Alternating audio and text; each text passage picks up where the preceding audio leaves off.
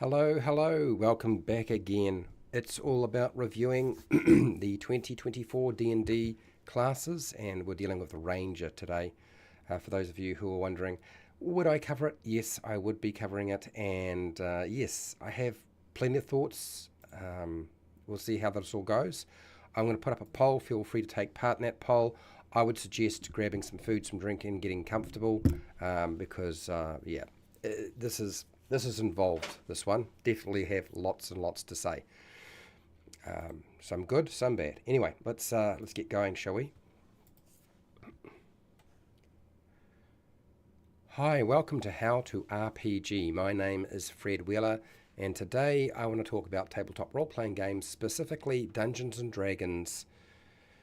I suppose people have said it's 5e, 6e, 5.5, 5.25, whatever the heck you want to call it. But we're covering the Ranger in terms of a class for 2024. The new Player's Handbook is out, and I wanted to take my thoughts and opinion and put it forward and tell you what I think, because pretty much everybody will be. So this is what I'm going to do. For me, this is a new version of the game. Having had to break down rule systems on my channel, such as 5e, 4e, 3.5. I haven't done a lot of stuff on 3.5, but I've played a lot of it. Having played basic D&D, having to go through a D&D, for me, there haven't been huge changes from Ed Edition. A lot of people think that there have been. That actually, the changes have been very minor, really. The essential core mechanics have always been there. But you notice the greatest difference tends to be in the class design. And the class design has changed quite significantly. Sufficiently enough that I consider it a new version of the game, which is why I've said 6e. Still 2024. Anyway, that's beside the point. So what I wanted to do is I wanted to go through the D&D... well,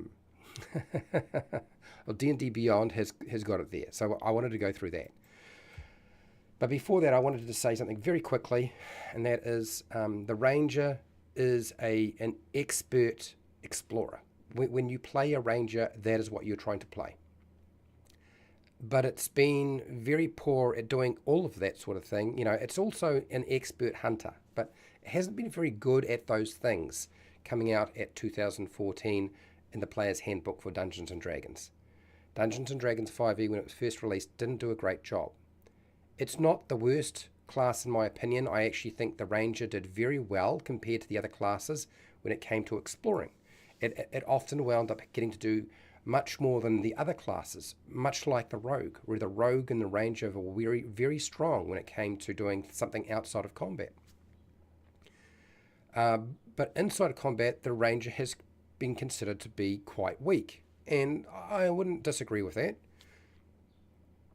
Now, with the change to 2024, it has been buffed. It's definitely been buffed. So if you look at combat, yes, that's been buffed. Has the other stuff been buffed? Yes and no. Yes and no. That's all I can say. I will explain. But first, before I explain, I wanted to make it very clear before I go through this where my perspective is. Because if you're going to give an opinion, it's good for people to have an idea of your perspective. As I've said before when I do these class guides, I don't support Wizards of the Coast anymore and their company. I don't buy their products anymore. And this is because due to their business practices and the poor quality of their products, because I got more and more depressed by the whole thing. But a patron has provided me with access to D&D Beyond, so I can use the Digital Player's Handbook for 2024, and I can review it and give my honest opinion, and I'll do my very best to do that. And I have people on my channel who still play D&D 5e and will play 2024, and they want to know what I think. So amongst the patrons and the subscribers, there are people still interested, so I wanted to discuss it. I play characters more than I dungeon master, for those of you who are wondering. I play a character, and most of the games that I play are, in fact, 5e. Maybe just a very modified version, but it's still 5e as far as I'm concerned. Everybody in my group is a game master and a player. We all do all roles. Okay, it's not broken up or anything like that.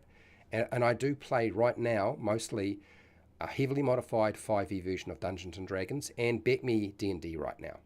Okay, and also a little bit of Shadow Dark, starting to bleed into Shadow Dark. But I have played many different games. Okay, and the Ranger is not the worst or the best class in the 2024 Player's Handbook, in my opinion. That's what I would have to say. So let's have a look quickly at what the class itself is doing, so that you can have a quick idea of what is in the book, and then we're going to go into sort of breaking down my thoughts on everything, just like I said I would do. Okay, so this is a section out of D&D Beyond, the Player's Handbook, and this is the Ranger. And the first thing you'll notice is a big piece of art. They do this with just about everything. You'll find that when it comes to the Player's Handbook, they are really heavy on the art. They really are trying to do a huge shift in terms of how art is presented, which is fine with me. I don't have a problem with that. That's good. Art is a nice thing. Yeah. So yeah, we want good art. That's not an issue. Okay. So first off, this looks like a Ranger to me. If I had to think of a Ranger, this is a Ranger. Is this a Beastmaster? I think that this distinction is unnecessary, but let's keep going. So the first thing you'll notice is basically all the normal stuff from 2014 is essentially the same. Like dexterity, wisdom, pretty much the same. Your hit dice haven't changed. Your strength, dexterity hasn't changed. Skills haven't changed. You know, weapon proficiencies, armor training, it's all pretty much the same. There's a little bit of difference with the starting equipment, which I'll go over shortly. They break it down, so they give you some places you can go, and the quick link's always nice in the digital version, and they talk about how multi-classing works. Okay, and really it's I wouldn't say it's anything spectacularly different to what you're probably used to. Next, we have a table. You'll notice though on the table is different. One, you get spells sooner than you did before. You also have prepared spells, a table for prepared spells, because every spellcaster, even a half caster, is a prepared spellcaster in Dungeons and Dragons 6e or 2024. You also have favored enemy, so the number of favored enemy that you have, there's a table for this, and it's got a progression. It's pretty extensive. Spellcasting is explained. As I said, I'm not going to go into a huge amount of detail with this. They break that down because you're dealing with spellcasting much sooner. You're dealing with it at level 1, right? Then you have your favored enemy, which is very different to what you are used to. Okay, it revolves around something else, a spell, Hunter's Mark. You got your weapon mastery, because almost all the martial classes have weapon mastery as something they can do, except for the monk. Okay, Defiant Explorer, which is, I suppose, in some respects, supposed to replace some of the stuff they have removed. Fighting styles, basically fighting styles are just feats now that you pick, and you've got the option to go into cantrips rather than a fighting style if you want. You've got your Ranger subclasses. Now, all classes now start at level 3, but their progression is different. Okay, ability score improvements, extra attack, roving is new, expertise is new, tireless is new. Relentless Hunter, I believe, is also new. Nature's Veil is new. Precise Hunter. Feral Senses is old. Epic Boons is new, but all classes get these. And then the Foe Slayer. The Foe Slayer is different, but it's not new. The name is essentially the same. Okay, so this is the class itself, and you'll notice that it's laid out very much like the other classes I've reviewed. And the two subclasses they have selected are the Beastmaster, the Fey Wanderer, the Gloomstalker, and the Hunter as subclasses. And they essentially do exactly what they're supposed to do. Like, none of these classes are going outside of the realm of what they were trying to achieve. The only one that I'm a little bit unsure about is the Fey Wanderer. It feels a little bit mixed up. And of course, everybody's favourite one, because it was overpowered, as being the Gloomstalker Ranger. Yep, you've got it in the Player's Handbook. So there it all is. Now, I have my notes, and I want to go through my notes and sort of cover all of this in a lot of detail, and it's going to be easier if I do that if I'm just looking, if you're just looking at me rather than me breaking it down in the chat like this. So this is how I'm going to do it. The first thing I'm going to say is don't get too upset with this version of the Ranger. And the reason being is Rangers are really hard to figure out. I'll say that right now. I'll come back to that point. It is not easy to design a Ranger. They have been trying to figure out how to do it for years, decades. And trying to figure out how to do that well is hard, okay? So the Ranger skills have not changed, as you might have noticed. And I honestly feel like just leaving the skills the way they were was unnecessary. I would have liked them to have locked down the Ranger to having survival as a skill and stealth, or survival, stealth, perception, and then you pick whatever else you want after that. But I don't understand why we have a Ranger, and what happens if a person doesn't pick survival? It's a Ranger. Why would you not be picking that skill? Is it because your Dungeon Master never uses it? So I've said this with all the class stuff. Expand out the option to use any skills, and that gives you a lot more you can do with your player character's Ranger, okay? They didn't do that. I wish they had. Ranger proficiencies, as I said, have not changed. I'm fine with the Ranger proficiencies not really changing. What I would have liked to have seen is a proficiency in the herbalism kit. Now, a few of you are probably thinking, Fred, that's a druid. That's not a Ranger. No, I think it's also a Ranger. I think, absolutely, I agree, druid, yes. But also Ranger, I think that's something that a lot of people want to see. I want to see that. And if it's not the herbalism kit, I was thinking maybe the brewer's kit. But then that's to make beer and alcohol, and maybe that's not quite the right focus. But I think that the herbalism kit would have been a smart addition to the Ranger. Simply because it leads into the idea that you don't necessarily cast spells. Maybe you use herbalism for your magic. Do you know what I mean? Anyway, next, the starting equipment for the Ranger is reasonable. It's a reasonable selection, in my opinion, to buy to do this. But you can buy what you want for 150 gold pieces if you want. They have really thought very hard about a good, broad range of options. You have something for close quarter combat and melee combat, something for long range, so you've got a bow that's already determined for you. It's pretty clear what the smartest type of armor to have is. So that's all. When you're starting out, you're really not hamstrung in any way. So I think that the kit is actually pretty good. Could there be more stuff there? Absolutely, but it's good enough. Spell casting at level 1 is not something the Ranger has traditionally done. If you've ever played any older versions of Dungeons & Dragons, you'll know that Rangers didn't do magic till quite a lot longer. Sometimes not to, I think it was level 7 in AD&D. So a definite buff, like there's a huge buff to spell casting for a Ranger compared to the past, okay? But I also think that's at the expense of losing the Aragon origins of the class. The Ranger is based off Aragon from Lord of the Rings. So every time you venture too far away from Aragon, you wind up with a bigger problem. Now, part of that problem, I think, exists with the Ranger, comes down to where people are getting their concept of the Ranger. The concept of the Ranger is really, really confused for a lot of people. And it's confused between essentially two different characters, Dritz, Doran, and Aragon. This is where our problem lies. You've got a generation who refer to the Ranger being Aragon, and one to Dritz. And these two groups do not mesh very well. So I don't know how you solve that problem, honestly, but we'll get to this. We'll cover some more stuff anyway.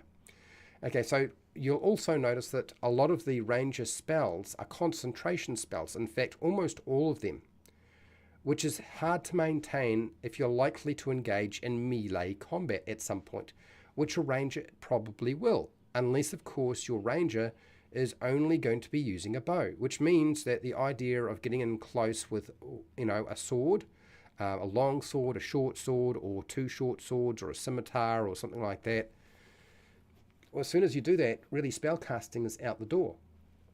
But there's this hunter's mark thing. And if most of your spells are concentration and you wind up in melee, you really have put yourself in a bad position. So the only way to really be effective with a ranger is not to be up close because you're concentrating, because you don't want to take damage. If you take damage, you lose hunter's mark or concentration spells. Certainly got the possibility of doing so. But the favored enemy at level 1 lets you cast hunter's mark as a bonus action. And you can do this, and it gives you a d6 of extra force damage. Force damage is not something that monsters usually have resistance to or immunity to, which is fine. Okay, it's going to go through. Great. But it's still a concentration spell. And if you want to apply it to anything, you can apply this to anything. It doesn't have to be a particular race or humanoid. This is all good. So it's much broader.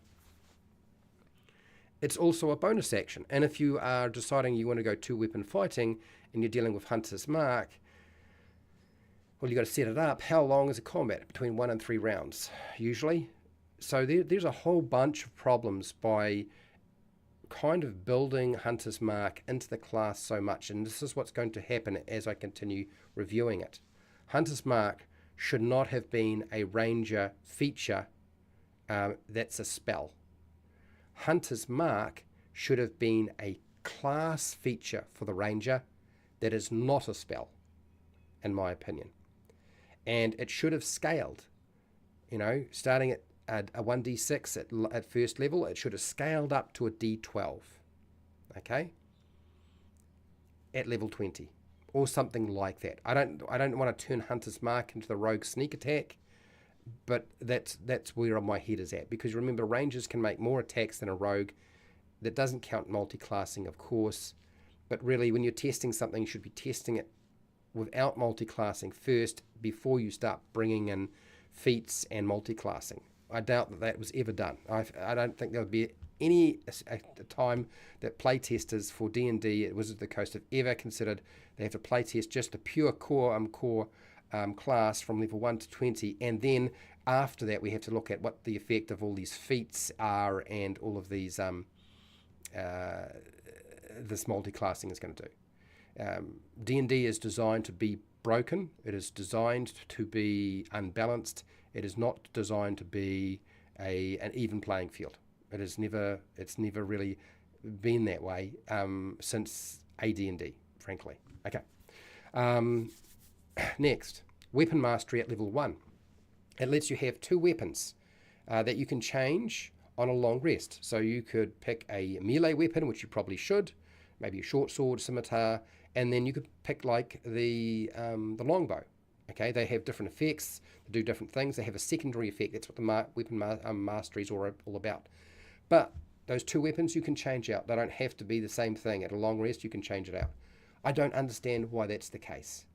It's like, okay, so why are we including this? Is this because we're concerned that if the player makes the wrong decision in terms of the weapons they would like to use, those 2 weapons, and they feel like, okay, I would like to change those, but the game master says, no, you can't do that. You should have picked the right ones the first time you started building the character, which I don't really agree with myself. I think be a little bit of leeway outside of the game session is reasonable, but that's how I operate, and that's how a lot of my group operates as well. We do very much the same thing. We use a retraining process. I applied it to my group, and they've all adopted it because they understood exactly what I was trying to do with it. But all weapon masteries are going to make combat complex, significantly more complex than they were before. It will also give you more to do. Like there are more things you can do because of that secondary effect.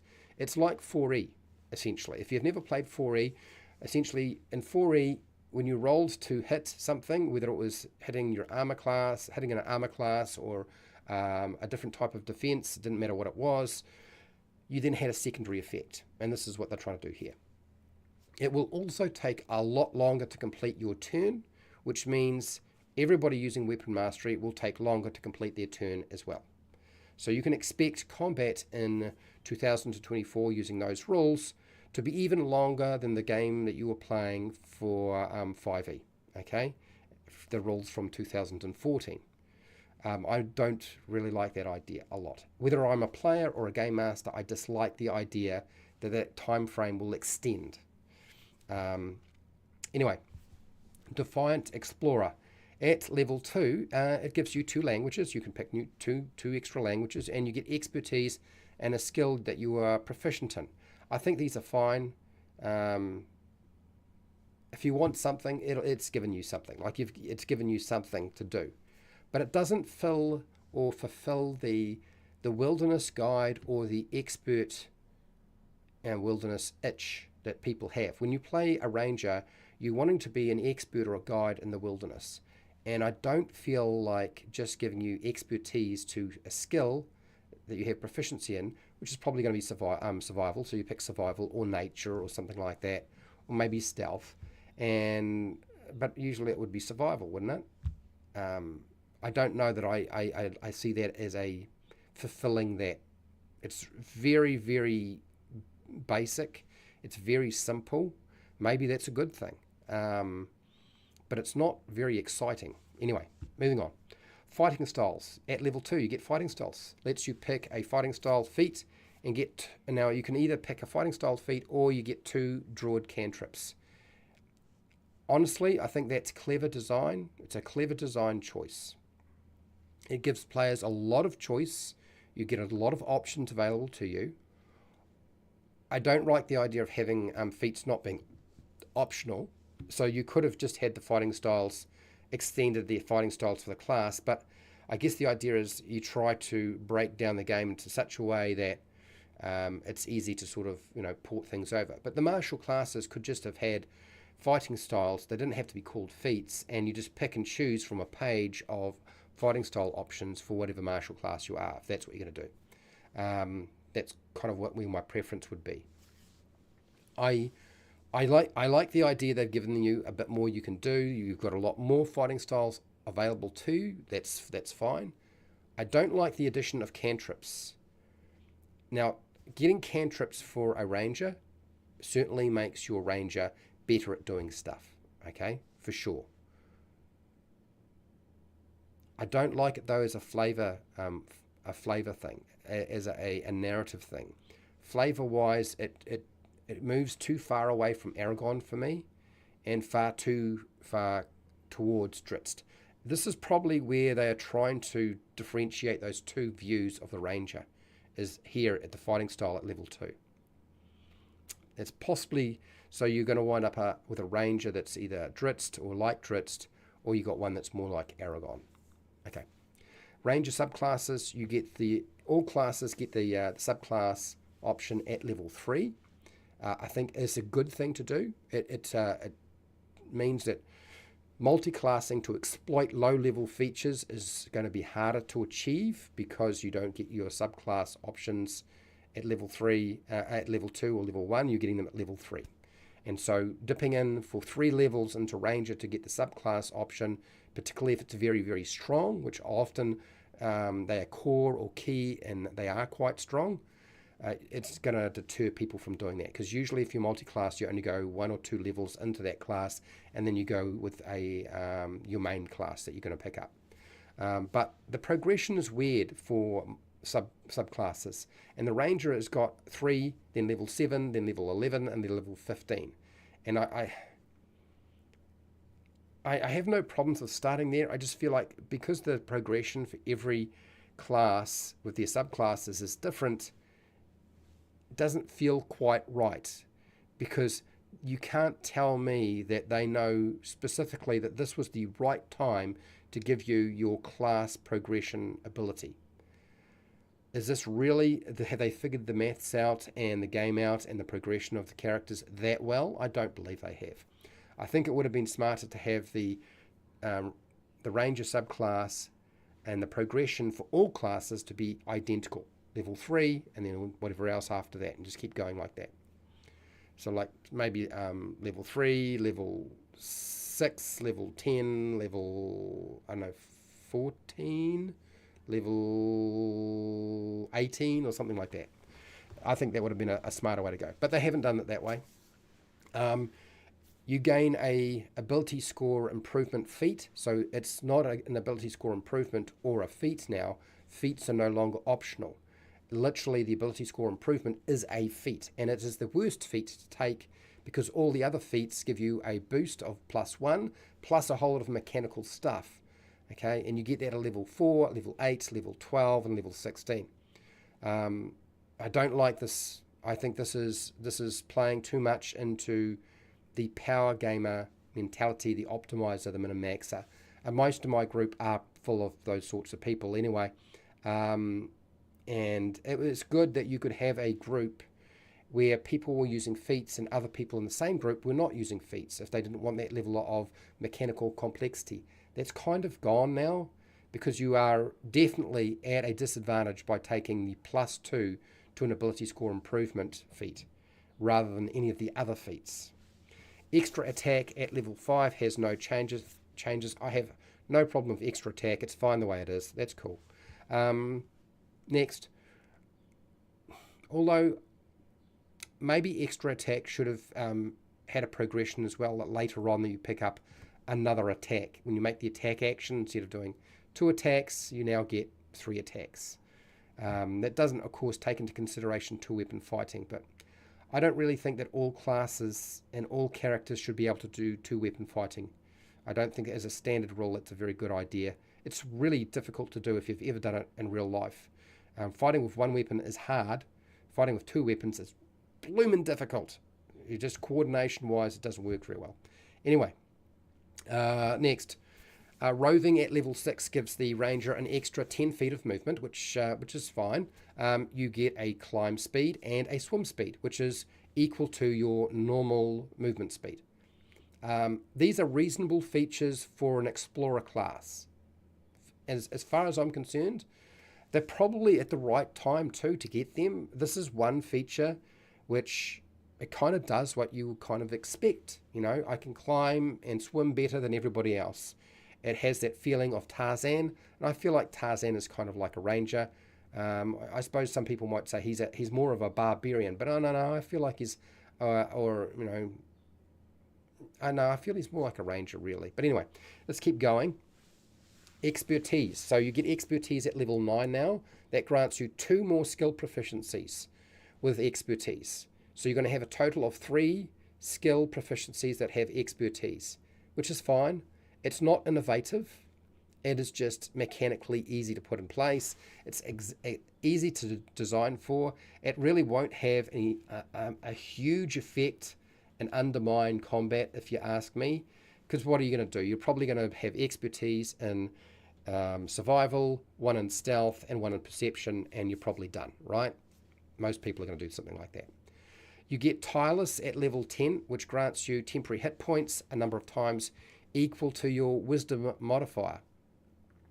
And it recharges on a long rest. So you get all those uses back after a long rest. And what does the tireless thing do? It basically, you get temporary hit points, or you can reduce 1 exhaustion level with a short rest. Normally, reducing 1 level of exhaustion is a long rest, not a short rest. Now, the thing is that every martial class, as far as I can tell, seems to have an ability that gives you temporary hit points, which drags out combat again.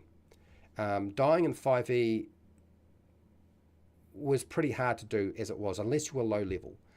This mechanic essentially, again, makes it even harder for your character to die. So if you're sort of, expecting that characters will die, it's very, very unlikely. And I think the problem is that if you're going to build in a mechanic because you don't want the characters to die, then simply build into the game rules. Don't have death dying saves. Just eliminate it. When you reach 0 hit points, you don't die. You're simply knocked out. If you're worried that the players in the game that you're playing will be upset, Wizards of the Coast, that their character will die and they won't want to play the game anymore, okay, then design the game so that when you reach 0 hit points, you're simply knocked out, that the player characters can never die, rather than continuing to import more and more mechanical rules to try to keep them alive, so that when they come across a dungeon master or game master that has a certain circumstance arise, or by their own actions they wind up with their character dying, or a dungeon master who's making the game harder to actually compensate for the fact you're making it easier for them to survive, and they want to make it harder for them to survive. It's like a losing battle. You've got to stop doing that. All you're going to do is annoy people.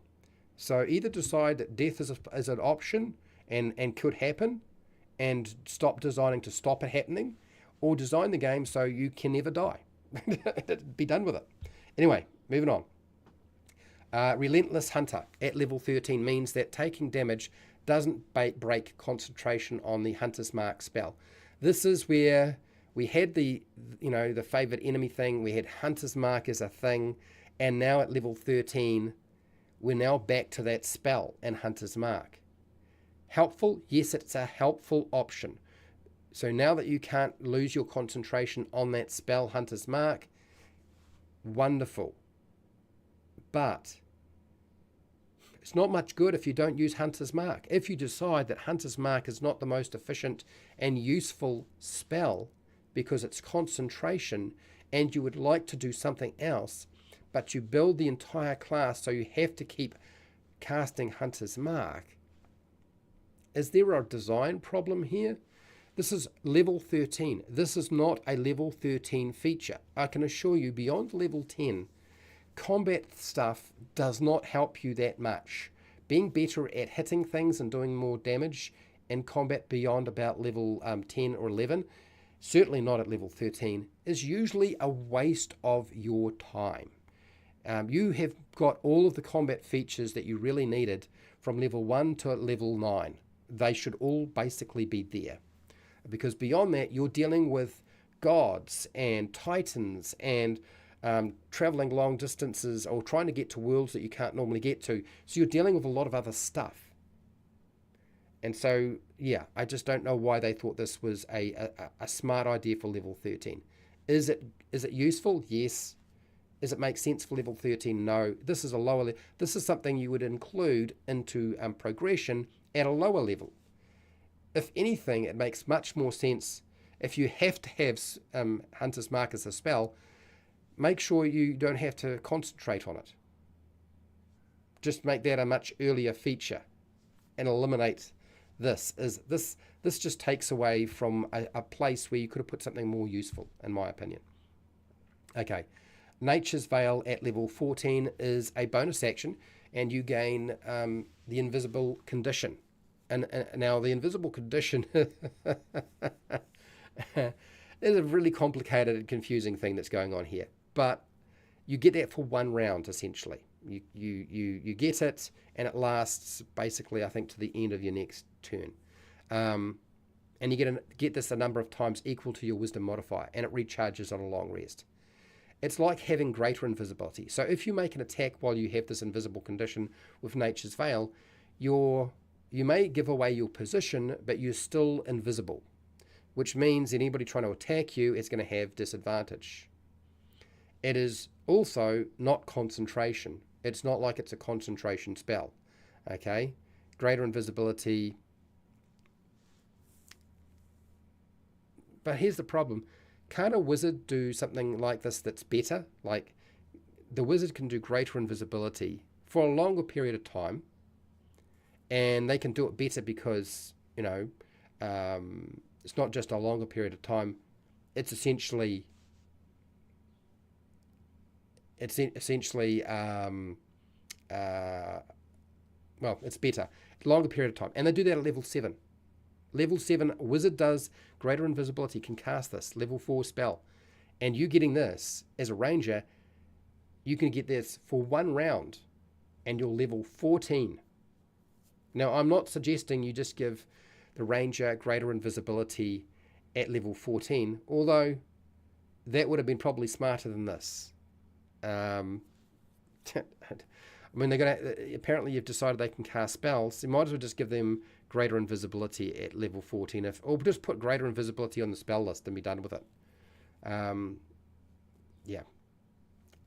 I'm not against the idea of having a ranger that has the ability to become invisible at high level, because that's very rangery, you know. That does feel like the ranger, um, blending into your environment, stuff like that. Next, Precise Hunter at level 17 grants advantage on Hunter's Mark.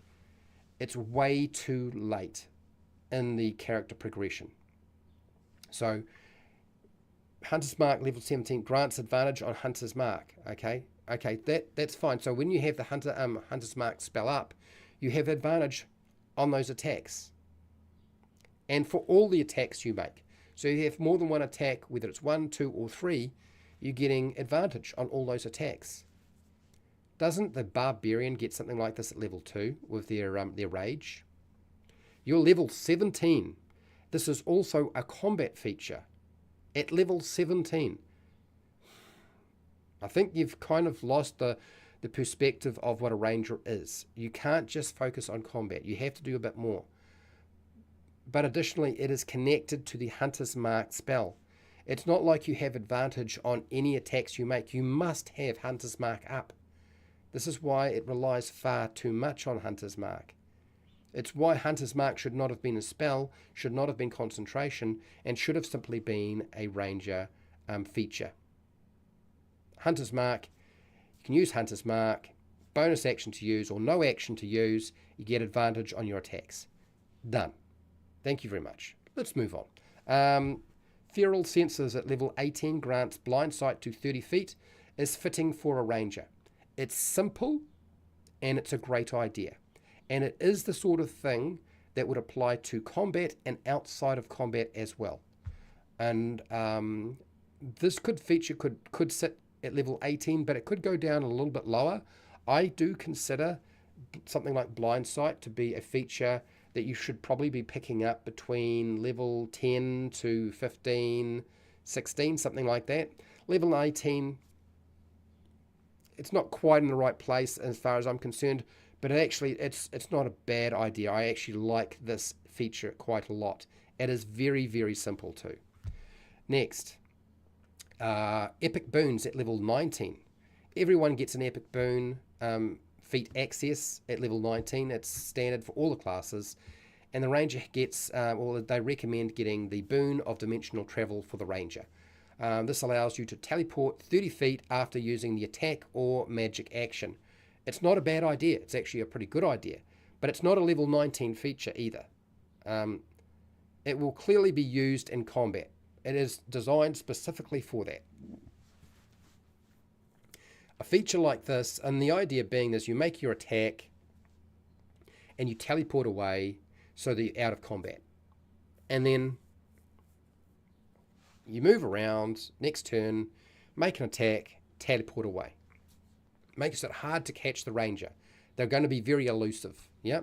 You cast a spell, you teleport away, maybe you teleport behind some cover. Particularly if you've already moved and you can't get far enough.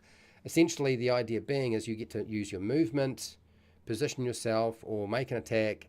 But it also has to have directly, this teleporting is directly after the attack action or the magic action. So you're probably going to be moving, making your attack, casting your spell, and then using the teleport. I just don't think that it's suitable for a level 19, in my opinion. Let's keep going. Foe Slayer at level 20. Foe Slayer 2014 was shite, and it's still pretty shite as far as I'm concerned. Basically, Hunter's Mark, the spell damage dice, goes from a D6 to a D10. It's laughable, considering that a monk gets a D12, and a monk could have 5 or 6 attacks, and your ranger may have 3 attacks at the most, even if you're doing 2-weapon fighting. That's probably about it. You're not going to get much more. Remember, your extra attack, you only get it once. And even if you're 2-weapon fighting, so you might have 2 or 3 attacks, that's it. It's really, really poor. It is not a capstone feature for a ranger. It is not the thing that you're looking for as a ranger. It is also not a thing you're looking for any class. When you think about what the monk gets, it gets like a +4 to 2 different ability scores. 2. I don't like that feature anyway. I mean, it's very, very strong. It's certainly a high-level feature. I don't agree with it. But this is the poor man's solution to how to deal with capstone. You would be better off, frankly, getting another epic boon at level 20 than to get this, in my opinion. Anyway, it's really great to see that the spell list for the Ranger class section is actually in the section with the Ranger. Like, spells are not removed, they're not at the back of the book, they're with the Ranger class section in the book. Spell lists right there. Good news. Love that. Don't have any problems with it. Next, Ranger subclasses. Now, I don't want to talk a huge amount about the Ranger subclasses, primarily because they're all very, very pretty decent. I would say they're pretty decent. Some are stronger than others. Some have been nerfed, but they needed to be nerfed. The Gloomstalker Ranger needed to be nerfed. It was way too strong. But they're all still pretty significantly better than they were before. Even the Beastmaster is certainly looking a lot healthier than it was before. But here's the problem for me. When I think Beastmaster, I think, okay, Animal Companion. That's the key thing to the Beastmaster. Fey Wanderer, okay. A Traveller, okay. There's a lot of travel features in it. Gloomstalker, basically sneaking around in the dark and ambushing. That's very much like the Ranger, yes. Hunter, well, yes, it's in the name. Hunter makes perfect sense. But everything in those 4 subclasses that are in the book, everything feels like a fundamental thing that is connected to the base Ranger class, but they have separated them out into subclasses or subsets, where for me, I would have got rid of some of the other class features that you had, particularly revolving around Hunter's Mark, ditched that nonsense and pulled in something around having a companion. It doesn't have to be as good as the Beastmaster, but something around that. I would have pulled something from the Gloomstalker Ranger about ambushing and moving around the darkness. Absolutely, pull that into the main base Ranger class. Take something from the Hunter, pull that in to the Ranger class. Even the Fey Wanderer, and ditch a lot of these other things. You could have ditched easy in this progression for the Ranger. You could have ditched Foe Slayer. It's awful. You could have probably, Epic Boon at level 19. It doesn't really matter. Let's keep moving on. Keep the Feral Senses.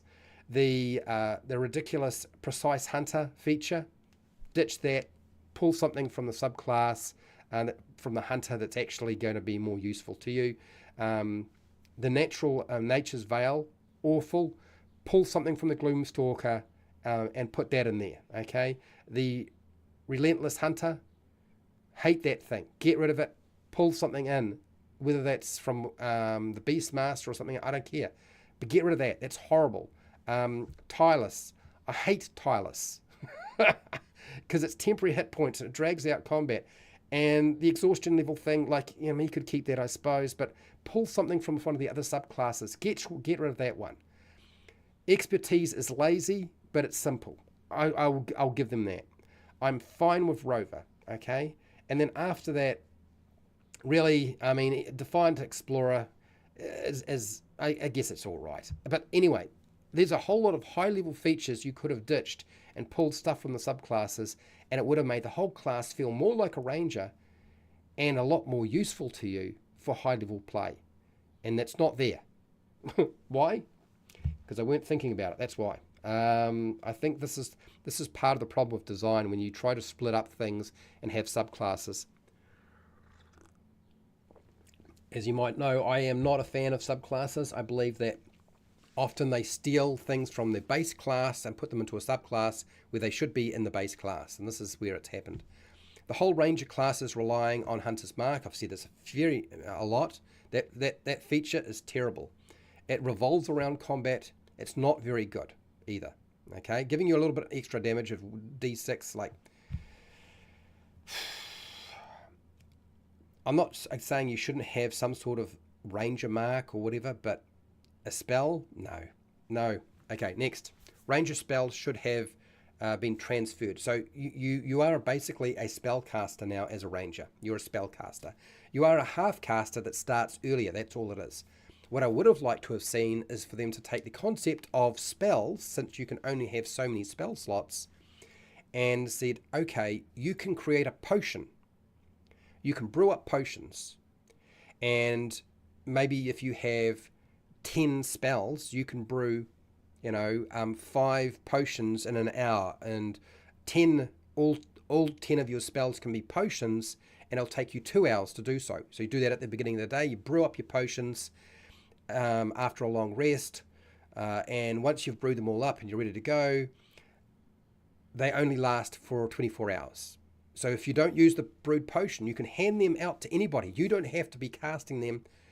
So you're not, you as a ranger, worrying about concentration. You're handing out potions that might be concentration, but whoever decides to use your potion that you're handing out, they have to worry about concentration, not you. I would have preferred that.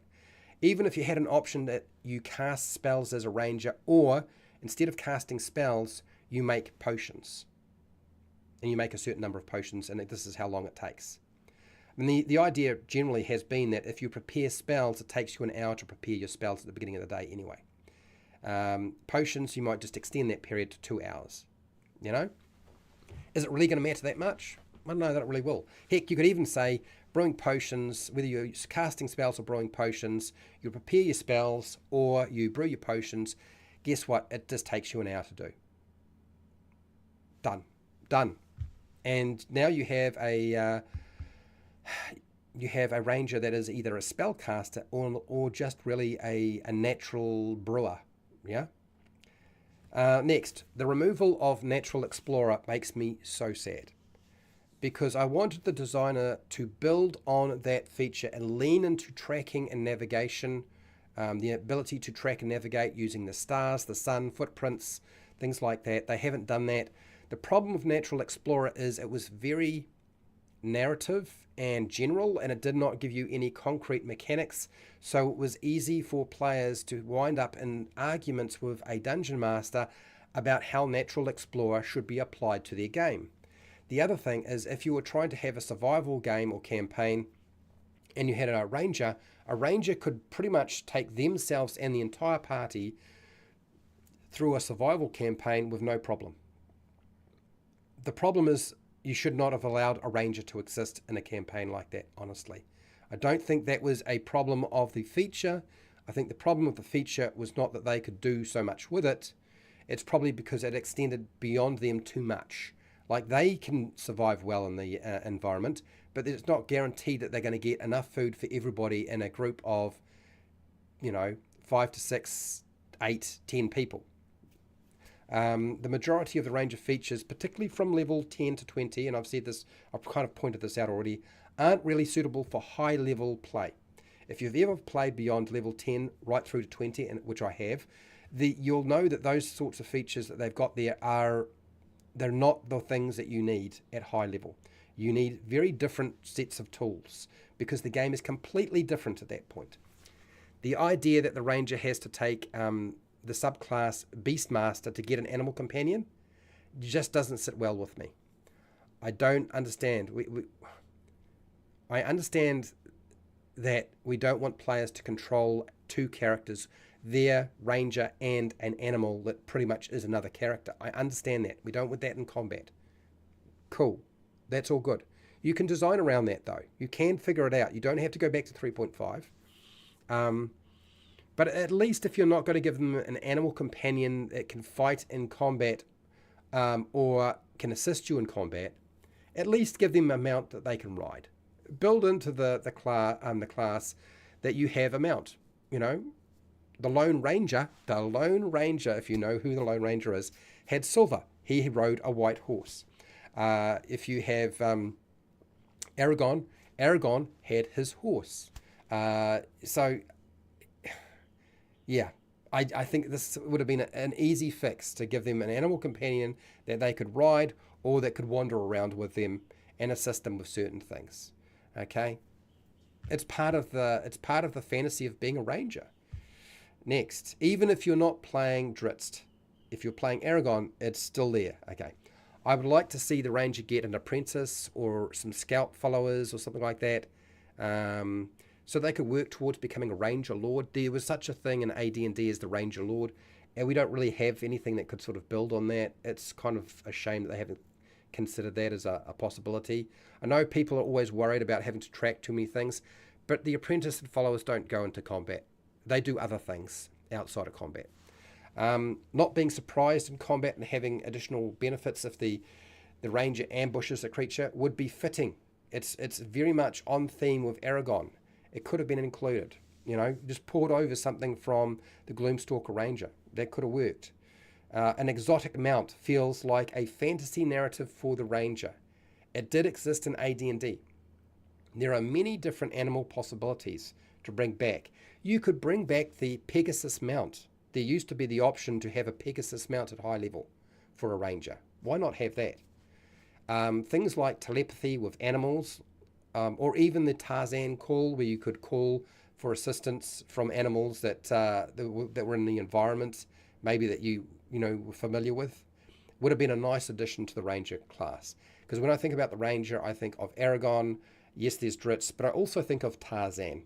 And I'm suggesting that telepathy would probably be a high-level feature, and being able to call them might well be the option of a high-level thing. You could call many animals, kind of like the barbarians summon the horde, an old feature they used to have. Bring back that. Call the animals to me, haha. But anyway, finding natural or existing portals or rifts in time and space seems like a high-level feature for an ability for a ranger, and the Horizon subclass for the ranger kind of sits in that.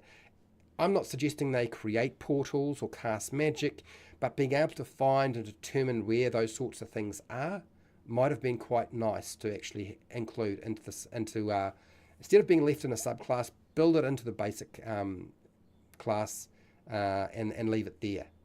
Some sort of legendary magic weapon. Almost every time you think about a ranger, everybody is at some point hoping that their game master, dungeon master will incorporate some sort of magic weapon that they can use, something that they can be attached to, and like high level play, legendary magic weapons. These are the times to include them. You could have put this into the class itself. I wouldn't say that rangers are making their own legendary magic item, but maybe it's a gift. Maybe it is a quest they go on to acquire it, something like that. It's not even so that the magic weapon is going to make them better in combat. Sometimes it's just a status symbol. It's a status symbol. It's a sign of authority as well. There's a lot of different reasons why you would have a legendary magic weapon in your game and allow your ranger to have access to that. So I think that could have been put into the character progression. Yeah. In my opinion, designing a level 20 cap is really hard for a ranger. It's extremely difficult to identify what is the ultimate thing as a ranger player that you want to be able to do. What is that one thing out of everything else that you as a ranger want to achieve? Other than being called a ranger lord, what else could that be? I have not figured that out yet. I understand that Wizards of the Coast has not figured that out.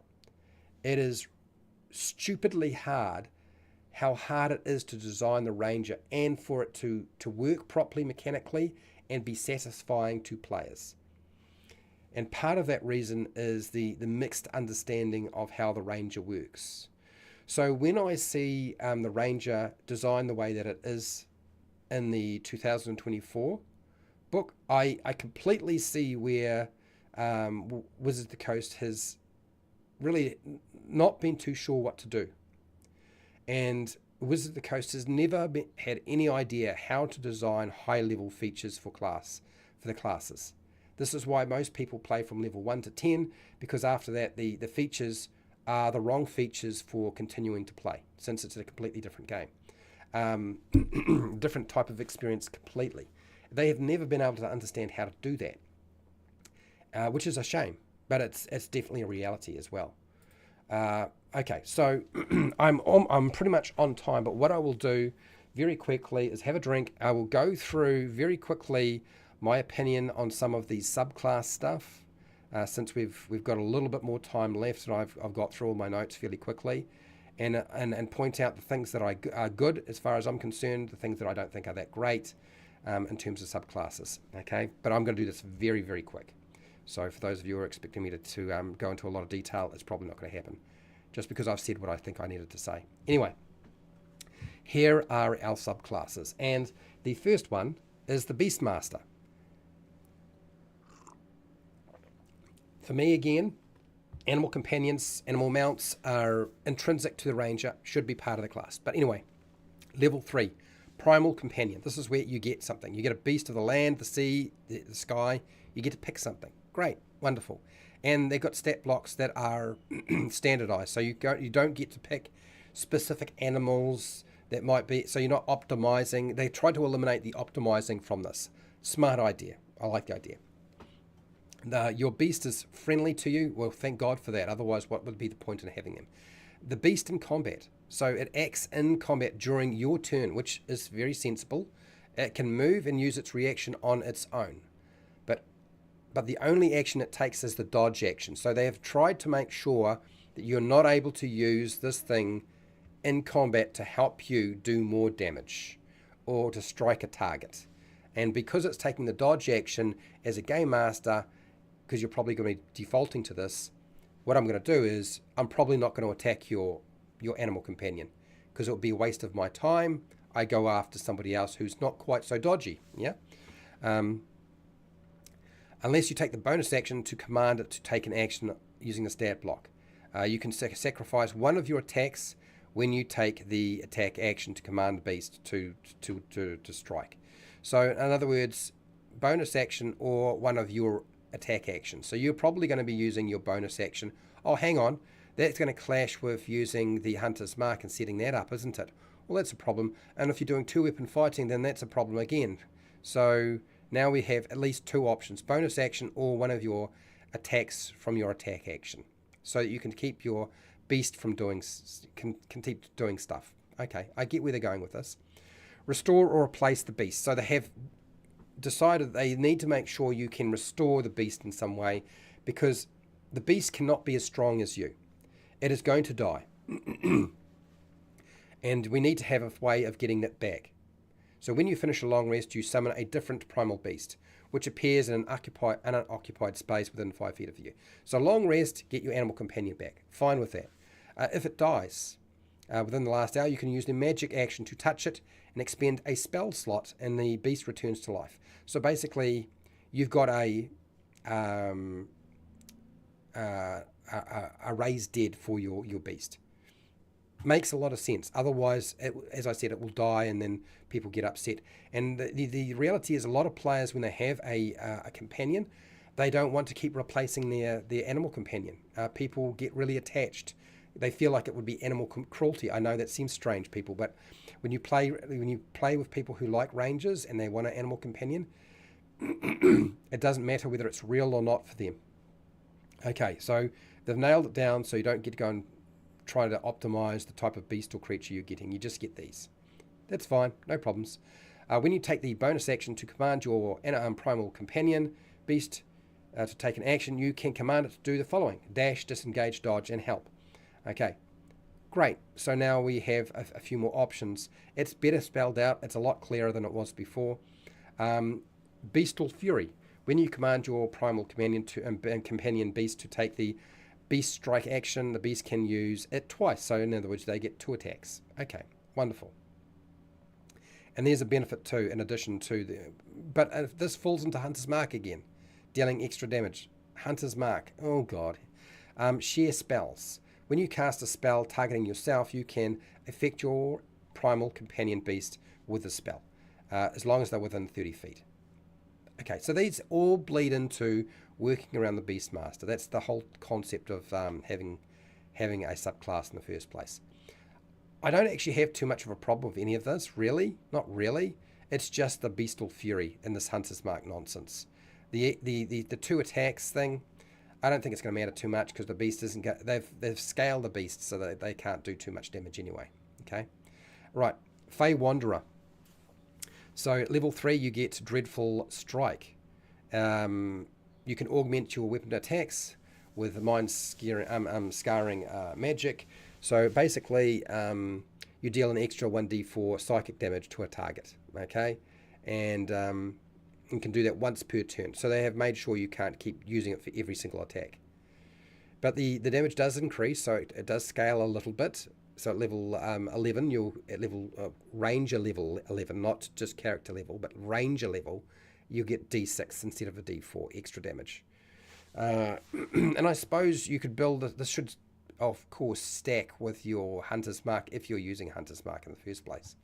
Next, Fey Wanderer spell. So you get a bunch of extra spells that aren't on the ranger list, and they are listed here. I don't care very much for this, but anyway. You get a Feywild gift. So a little gift. It's a flavor thing. Some people are going to like it, some people aren't. I'm not against the idea at all. I'm fine with that. This is all at like level 3, so, you know. Level 3, you get Otherworldly Glamour. In other words, when you make a charisma check, you gain a bonus to the check equal to your wisdom modifier, minimum of +1. And so you also gain proficiency in one of the skills of your choice: deception, performance, and persuasion. I don't really understand this. Why is it part of the Fey Wanderer? Maybe I don't understand the fluff behind it. They've taken a lot of fluff out of the player's handbook. Yeah, not a fan of this one. But anyway, level 7, Beguiling Twist. The magic of the Feywild guards your mind, so you have advantage on saving throws against avoiding or ending the charmed or frightened condition. Okay, and there's a few other things that it talks about here. I don't know that I don't understand this, so I'm not going to comment too much about it. Fey Reinforcements. You cast Summon Fey. This makes sense to me. Without material components. You can also cast it once without a spell slot and regain the ability to cast it in this way when you finish a long rest. An extra spell slot's always nice, but I feel like it's always a really poor design. Couldn't figure out what else to do with it. Summoning Fey makes sense, but I guess Summoning Fey was not a... Is it on the Ranger spell list? It probably isn't. If you're going to have Summon Fey, just eliminate this and say you can do it once per long rest and Summon Fey, and it's... Heck, don't even build it like the spell. Like, just have it just be the ranger's own personal thing that it does for the subclass. And it doesn't require concentration. Whenever you start casting the spell, you can modify it so it doesn't require concentration, which is pretty useful too. Next, Misty Wanderer. You can cast Misty Step without expending a spell slot. This is a level 15 feature, and we're dealing with Misty Step, which frankly I feel like Misty Step should not be a bonus action. It's way too strong to be a bonus action. But giving you this feature, think about the other things that you can do. There's another feature that allows you to essentially teleport that I was talking about, that is part of the key feature. And then we have this. We're duplicating stuff now. They haven't been able to figure out what else to do, and so they're giving them Misty Wanderer. Yeah. I'm not a fan of this. Anyway, you can do this a number of times equal to your wisdom modifier, minimum of once, and you regain all expended uses after a long rest. Blah-de-blah-de-blah. Yeah. So there's a feature in the core Ranger that's already kind of like this. Not exactly the same, but it's like you're crossing the same material. Gloomstalker Ranger. Heavily nerfed, should have been. And what does it do? The ambushing aspect of it. Level 3, Dread Ambusher.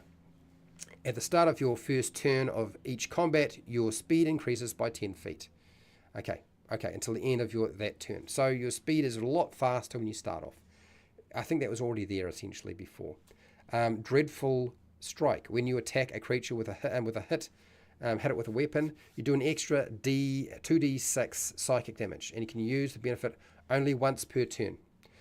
That's good. So the idea is if you have more than one attack, you can't just keep going. Yeah. But you can only do this a number of times equal to your wisdom modifier. Minimum of once. And you regain all expended uses on a long rest. And they've also boosted your initiative. Instead of being a +5, you just get to roll initiative and add your wisdom modifier to the roll.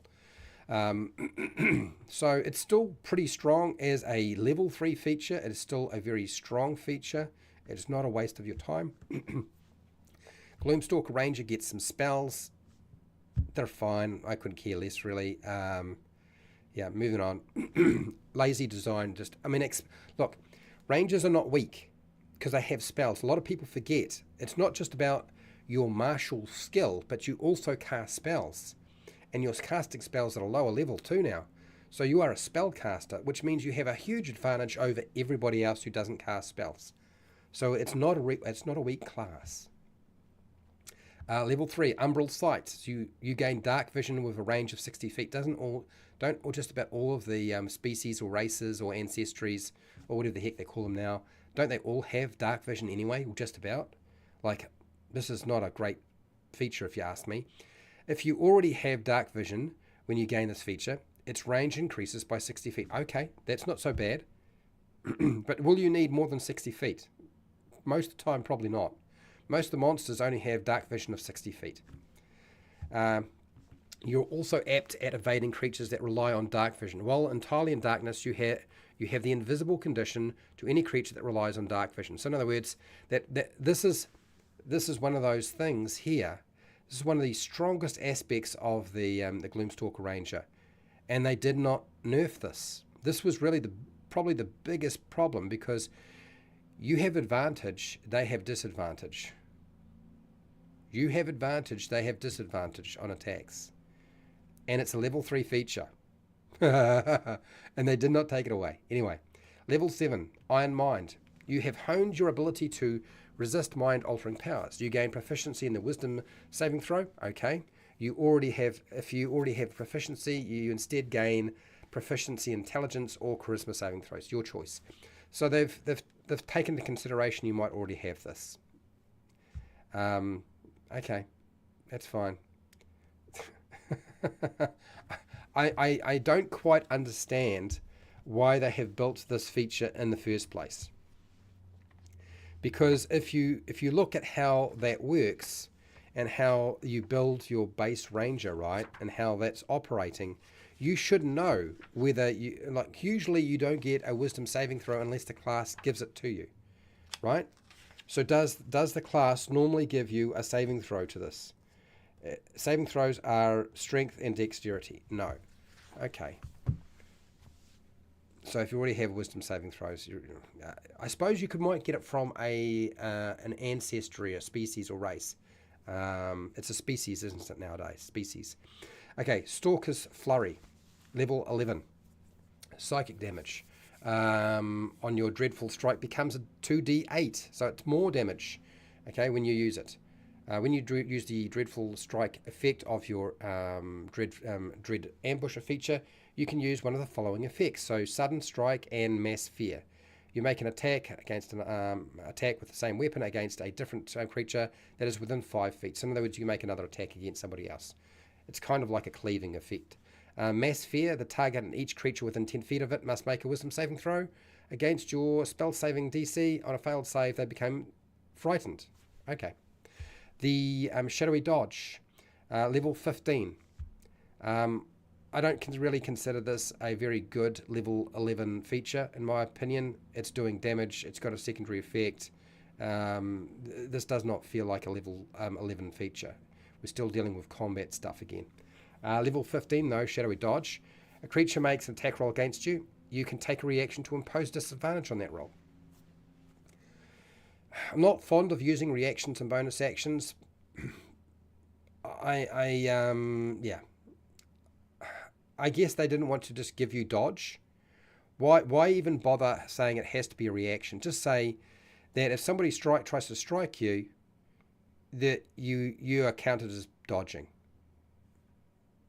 This is only for one roll. It's level 15. It's still a combat thing. Whether the attack hits or misses, you can then teleport 30 feet to an unoccupied space you can see. This feature here is much like the Fey Wanderer feature that they had, where they were using Misty Step. But then they also got, in the class, a feature that's kind of like this, where you're kind of teleporting around as part of the base class. It's stepping on the toes of this. This is not a great feature at all. Hunter. Last one here, people. I'm going to just drink some tea because my voice is starting to crack a little bit.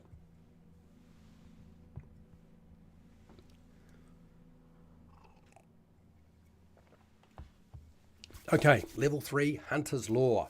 What do we get? Oh my god, look, that Hunter's Mark is back again. What are they? Did you expect that? I didn't. Yes, I did.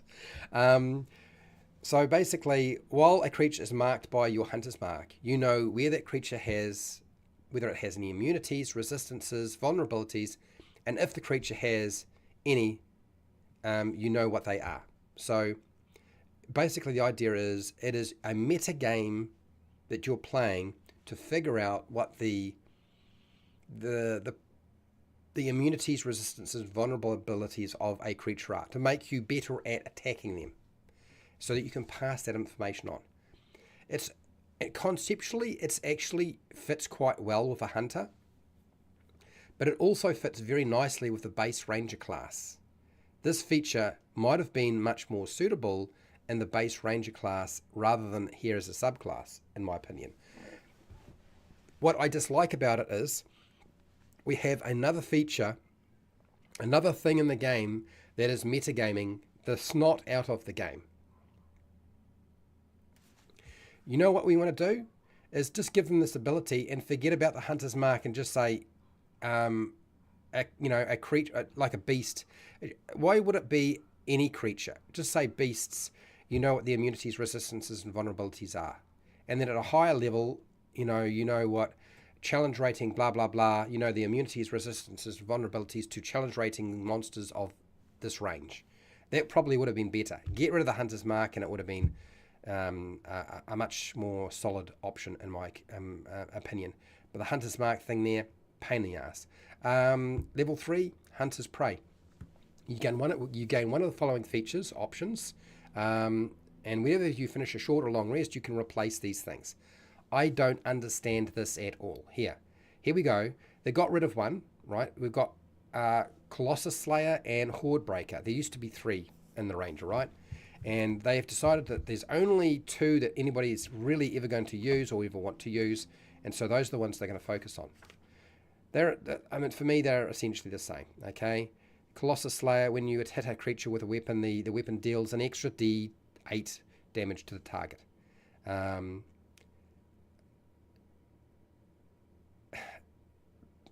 This here, if it's missing any of its hit points, get rid of that. Just let it do 1d8 damage to a target. Get rid of it, has to have lost hit points.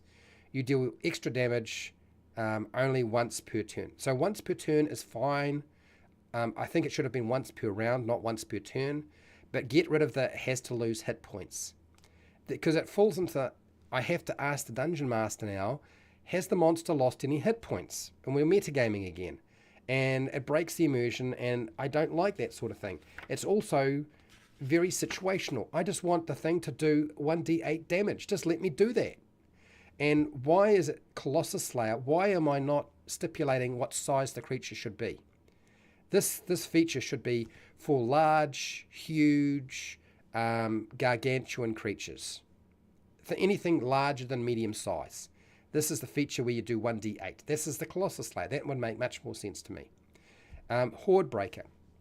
So once on each of your turns, when you make an attack with a weapon, you can make another attack with the same weapon against a different creature within 5 feet. So basically, this is the idea that you can make multiple attacks when you're dealing with more than one target.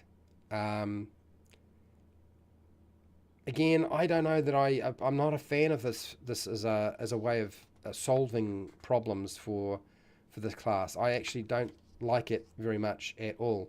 And I don't know what else to say about it other than I'm sure they could have done a little better.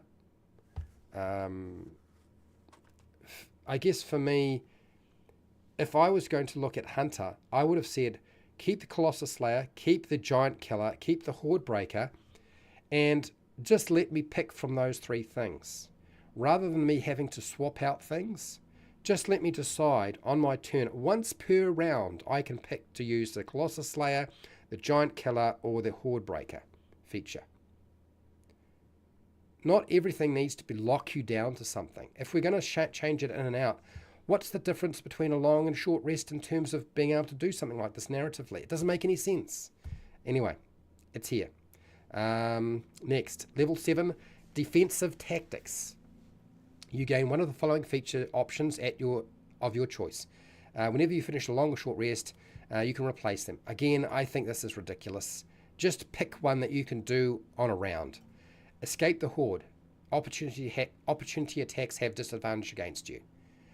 Alright, and then next, multi-attack defense. When a creature hits you with an attack roll, that creature has disadvantage on all other attack rolls against you this turn. I kind of despise both of these, and I despise that I have to pick one, and I despise that I have to decide to change them out on a short or long rest. I don't understand narratively how that makes any difference. Just let me decide which one I'm going to use in a round. Do you know what I mean? Just let me decide which one it's going to be.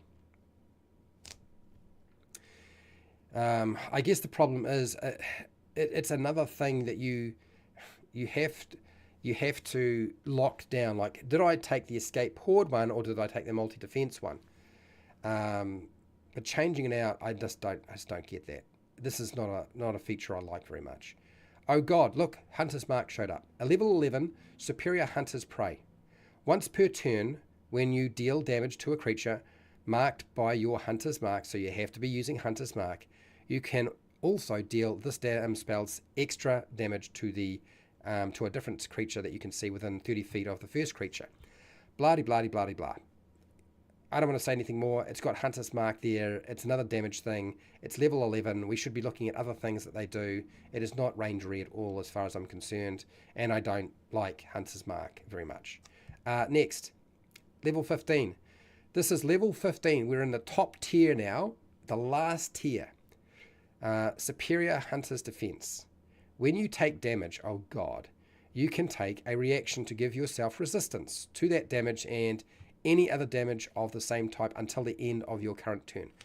Now this is a combat feature, but is this a level 15 feature? Doesn't the Barbarian get something like this at a very low level? Doesn't the Monk get this at high level? I'm pretty sure they get it at high level, but we've decided this is again, kind of unnecessary. I just don't understand why it's not a bad feature. It's a strong feature, but it's not a level 15 feature, in my opinion. Not when you're giving it out to a Barbarian at, below level 3, essentially. Or is it level 3 now? It'll be level 3 now. Yeah, you get it level 3. At level 3, the Barbarian's getting something like this, and now you're getting this, and you're level 15. Level 15. I'm not saying that you should... You should make it level 3 for the Ranger. They get resistance to damage as a reaction. But this is kind of stupid. I just don't understand why they just don't know how to design for high level play. They've got no idea. There's nothing around building a castle. Rangers used to be able to have a small castle. I think a hunting lodge would have been nice. I could live with the idea that I travel a lot. Somebody else looks after my hunting lodge, then I come back and get pissed, and stick another animal on the wall. I mean, I can see that. Anyway, that's pretty much my overview of the Ranger. Taken a while to do, probably longer than the Monk actually. Yeah, a bit whiny, I guess. Anyway, that's everything I have on the Ranger. Thank you for watching and listening. And hey, till next time, keep rolling those 20s.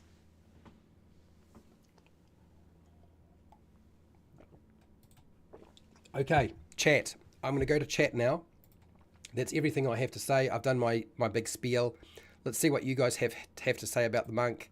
Not the Monk, the Ranger.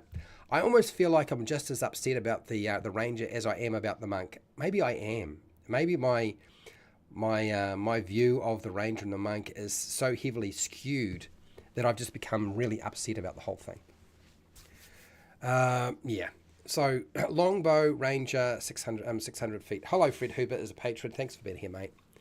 Negative space. So negative space says, I've heard a lot of smack talk about the ranger's capstone and how they're potentially tied up using hunter's mark all the time now. Yes, they definitely are tied up using the hunter's mark.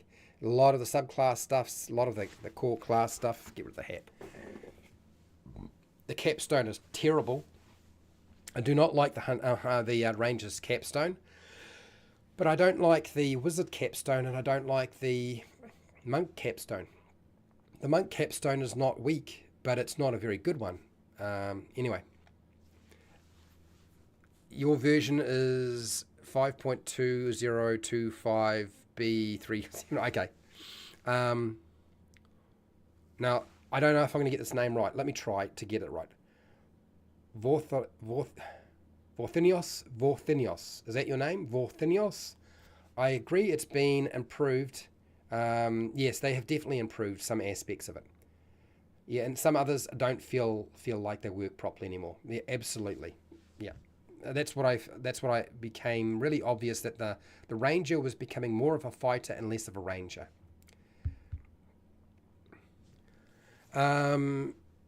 Easy if exploration mechanics and their adventures. Yeah, so even when you don't have exploration in a game, a lot of the features that the Natural Explorer gave you could have been expanded out a little bit to help you deal with, you're not in the forest, not in the mountains, not in the grasslands, but you're in a dungeon or underground or in a cave. And all I needed to do was just tweak it a little bit, and I think it would have felt a lot better, and give it a bit of mechanics to it so that people aren't arguing and trying to figure out, a poor dungeon master trying to figure out how this feature works, and all they've got is narrative and no mechanics behind it, which is fine if you're experienced, but no good if you're new to the game. And then you have these arguments between the game master and dungeon master about what you can do with these features. Just tidy up Natural Explorer, and it would have been a huge boon. Hello, Derp. Derp is a patron. How's it going? Yeah, D&D's exploration pillar is actually not weak.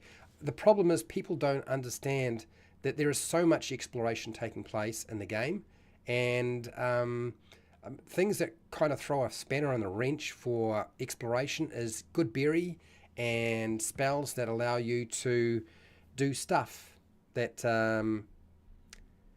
I guess to do stuff that really doesn't have to be a spell for a ranger. A ranger shouldn't have to cast a spell to do rangery things. Do you know what I mean? A ranger doesn't need spells. Not at low level. Maybe at high level they're useful, but I think the ranger gets in too many spells and not enough things that just work all the time. You don't have to make them automatic. You can have a dice roll. You can have a mechanic. That's fine. That's all right. Advantage, disadvantage, proficiency, expertise, a bit of guidance around that. That could all work quite nicely. Yeah. There are so many subclasses, no real point to multiclassing. Well, yeah, the people still do, though. There's reasons for doing it, and I can assure you it is not pointless. Multiclassing is very much a thing, and will continue to be so, as long as it's available.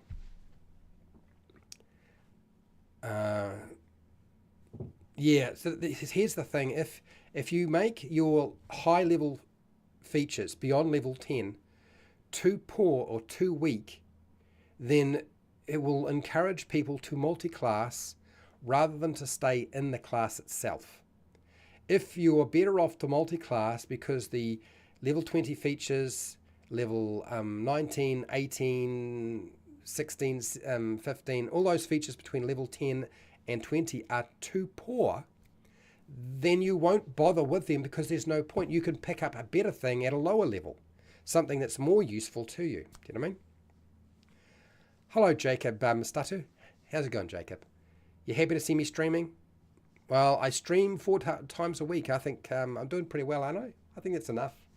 You can only get so much of me before it must be boring.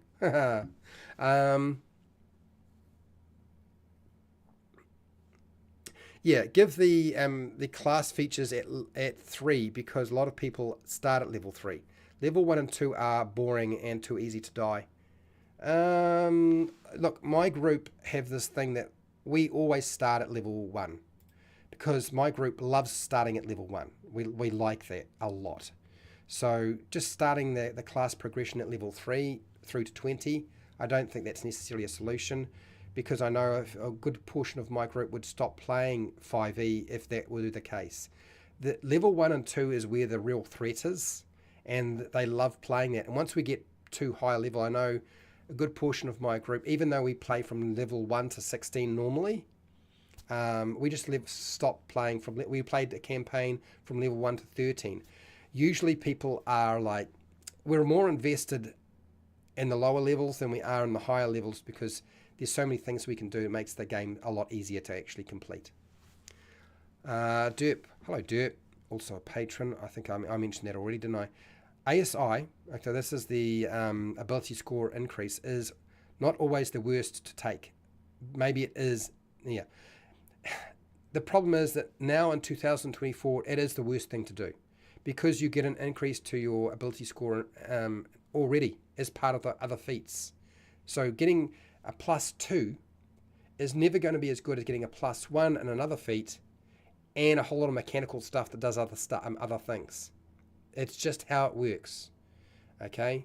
Having come from a group who does a lot of power gaming and has played D&D 5e for 10 years, and I've played it for essentially 12 years because I was part of the playtesting for D&D Next, I can assure you it's a no-brainer. People just will never take the increase of 2. There's just no point. Shy X, hello Shy X. You can 2-weapon fight with one hand now. Well, that's ridiculous, in my opinion. But again, you know, it's a game. It's not based on reality. But 2-weapon fighting shouldn't work that way, in my opinion. Hypnotic, how are you? How's it going? Nice to have you here. Dual weaponing in one hand. Okay, so you've said here, one of my players got excited and picked up the player's handbook for 5.5. So you're calling it 5.5. And had to tell him I was running 5e. He's absolutely brand new, so it really doesn't matter too much for him, to be honest. I'm more comfortable with 5e. Well, look, I can assure you, Hypnotic, there are a lot of people who will stay with 5e 2014 and will not shift over to essentially what you call 5.5, what I call 6e, or the 2024 rules. And the reason is there are too many changes for them to adapt to. And there's a lot of things that didn't change, but that's always the case with all of these ed editions. And this is another ed edition. So I would imagine it will take a lot of time for people to adopt the new game. If they do it all, they may wind up, a lot of people are going off and playing completely different games. They're playing D&D clones or completely different games that aren't D&D related. So who knows? I'm supposed to be talking about that this week anyway, indie games.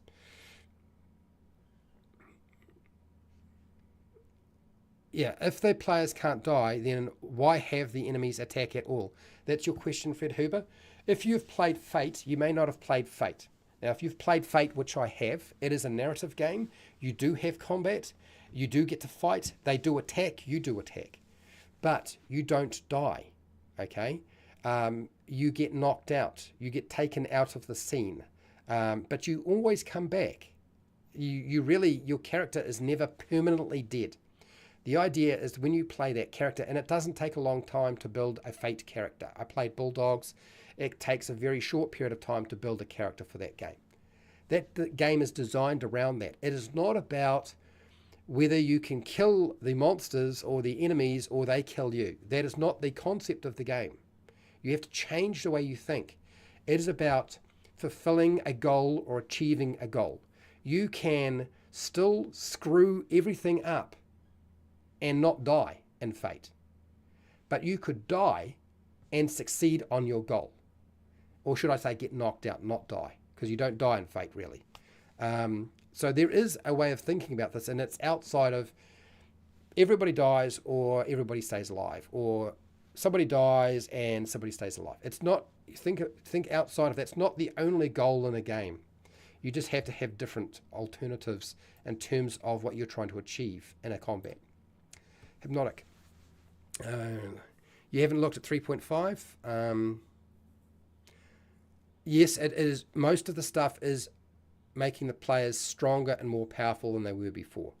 And people are hoping that the Dungeon Master Guide and the Monster Manual in 2025 will help compensate for that. Yeah. So a fighter absolutely owns a... Yeah, so all the classes, if you're playing 2024 classes, they are always going to be better in most respects than the stuff from 2014. So yes, the fighter for 2024 will be better than the 2014 one. Just as the monk is, just as the ranger is, just as the wizard is, frankly, in my opinion too. I think it's pretty much the same sort of thing. It is, look,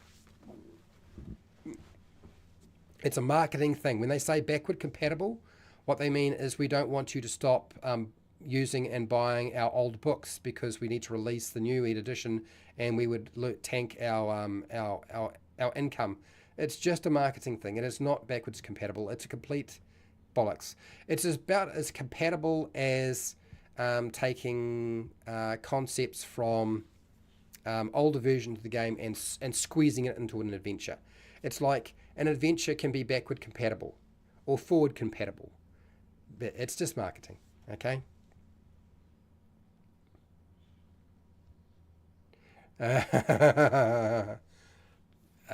Next, moving on. But I'm more about playing as one character, not a whole party. Okay. Neverwinter Nights. Hello, Vincent. Vincent Duval. Hello. Which edition did Ranger the best in your opinion? I think there are probably a couple of different times when the Ranger was done well. I think you could say that the Ranger did some very good things in AD&D First Ed Edition. I would also say the Ranger had, because there's a couple of things they get, like getting a Pegasus mount at high level was a big deal. Like you really wanted that. You could have a stronghold, you could have a castle, you could... this is AD&D First Ed Edition, and then you could also do the animal companion thing. Was probably, I mean, you could have followers as rangers, so you could have scouts and other rangers. You could become a ranger lord. 3.5 leaned into the idea of having an animal companion. This is probably because of Dritz and the release of Dritz, but I think Dritz was actually based off the 3.5 or version 3 D&D Ranger class. But that was way too overpowered. It just needed to be decoupled a little bit, depowered for it to work. For 3.5, there was some good stuff there. Look, even Dungeons & Dragons 5e for 2014 did some great things with the Ranger. It just didn't marry all the best parts together quite right. So, yeah, there's lots of stuff from different places that worked. I think Natural Explorer was on the right track. But it was a poor version of the AD&D version for Second Ed Edition and for First Ed Edition. Yeah. He was traditionally the only survivor of an ambush upon a group of Texas Rangers. Yes, the Lone Ranger, exactly. Assumed to be dead. Hello, Matthew. I think you have to go back to First Ed Edition to figure out why Rangers were even created. Yes, you do. You have to look at First Ed Edition AD&D to understand why the Ranger is starting to come apart a little bit, because that's really where the core was. Yeah, for sure.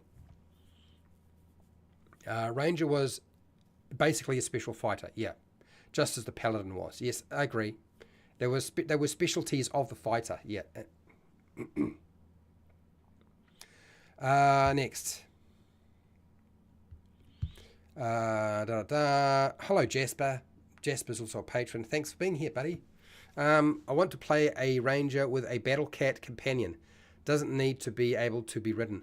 Hey Jasper, did you make a ranger for basic or Beck Me Dungeons and Dragons? I think you did, didn't you? I can't remember for the life of me. I'm sure you did. Please let me know. Yeah, please let me know if you did. I'm pretty sure. I know you did a barbarian. I just can't remember if I did. You built a ranger for basic D&D or Beck Me D&D. Next. Yeah, there were a lot of restrictions in First Ed Edition for sure. How are we getting onto the Paladin? Are you guys wanting me to talk about the Paladin next? Is that what we're talking about? There are a lot of things that created problems with the Paladin. We're going on to the Paladin. No, we're not. I'm not talking about the Paladin today. Stop. You're kind of interested in the Fey Wanderer, but I was wondering what it really has to do with the Ranger. Not very much. Not in my opinion. Yes, the Fey Wanderer could be, it's just its own class, I guess. Yeah. I really don't understand the Fey Wanderer that much. I know a lot of people like it. Hello, Itchy. How you doing, Itchy? Is Shillelagh an amazing option now for a Blade Singer in 5.24e? It's terrific. Shillelagh was not a bad option in 2014. Like there was nothing particularly bad about having Shillelagh. Being able to make basically a stick, a magic weapon, was not a bad thing at all. Never has been. Magic weapon, the spell, has never been a bad spell. Because if you didn't pick up a magic weapon, you could make anything a magic weapon, pretty much. So, yeah. Yes, it was my first... did I miss it? Sometimes when I go through the chat, I miss things, but sometimes it doesn't show up in the chat too, which is a weird thing. Yeah, so you did make a Beck Me Ranger. Awesome. Okay. Great, glad to hear that. So those of you who want to go and play basic D&D, I'm playing basic D&D or Beck Me D&D tomorrow with Wally DM and a bunch of other people. That's right. I am. It's happening. What do you got here, Jacob? It is pretty unfortunate that the Hunter's Mark bogs down the bonus action to so much. I wonder if it would be better if it was versatile. So here's the thing for me, Jacob. Hunter's Mark should not be a spell. Hunter's Mark should only be something that the Ranger can do as a class feature. Not as a subclass feature, as a class feature. Okay? It should not be concentration. And it should not be a bonus action. You are right. There are too many things that the Ranger has that requires Hunter's Mark, concentration spells, and bonus actions. Like this happens with the monk. There are so many things that are bonus actions. You know what I mean?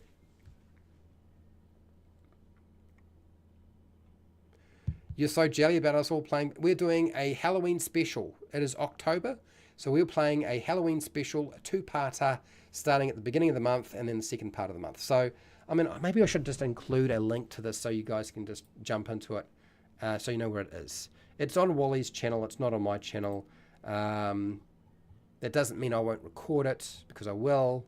And the only reason I haven't released them on my channel is because they get a lot of traction on Wally's channel. And I want his channel to get good viewership on live streams. Any time to push people to live streams is always a nice thing. So let me just put this here. Paste. Jasper, I'm going to make you a moderator briefly so you can put up a link to your Beck Me Ranger. Okay? The temporary moderator. Add as a moderator for a temporary period of time.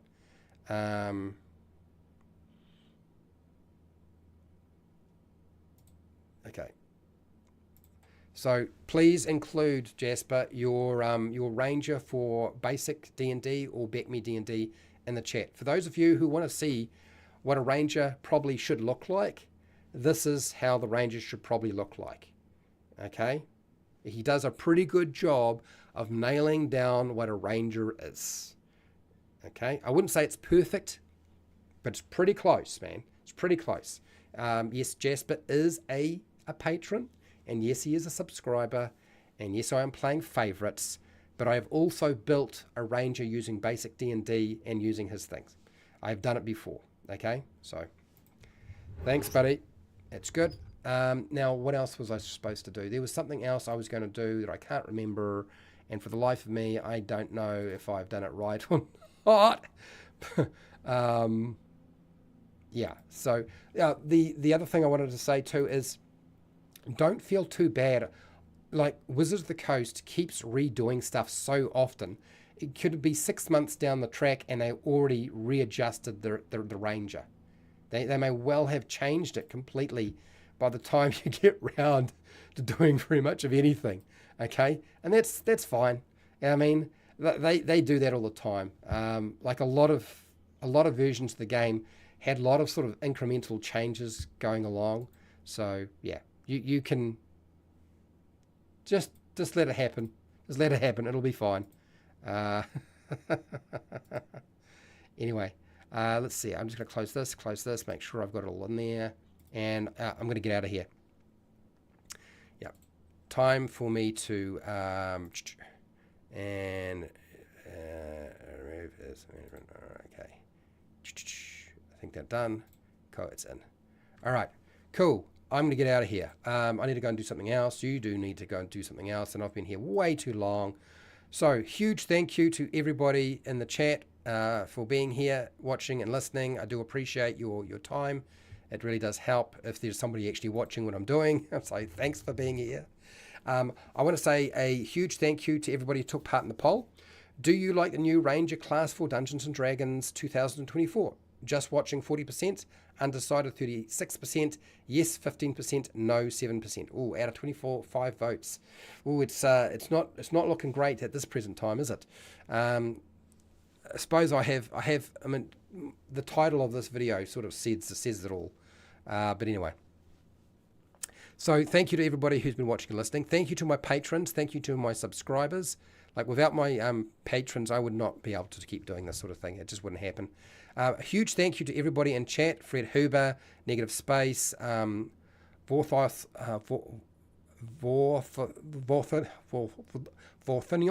I think it is, Derp, Jacob, Shy X, Hypnotic, and is there anybody else that I've missed? Oh, Matthew, Jasper, thank you, Itchy, Vincent.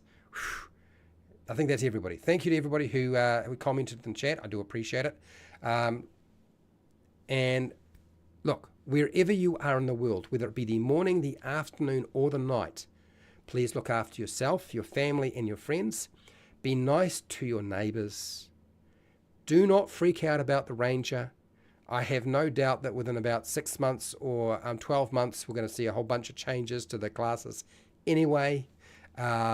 It's just what Wizards of the Coast does. And until next time, keep rolling those 20s.